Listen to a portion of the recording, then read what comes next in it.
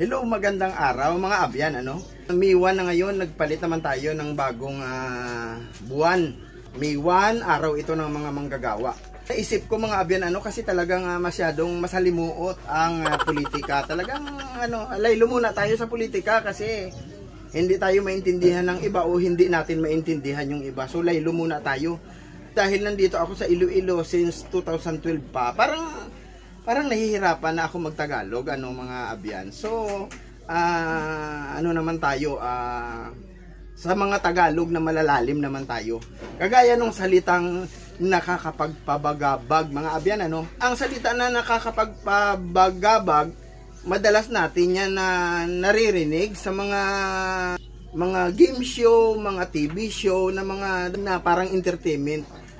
So, ang salitang nakakapagpabagabag, ginagamit yan pagka yung parang nababagabag ka.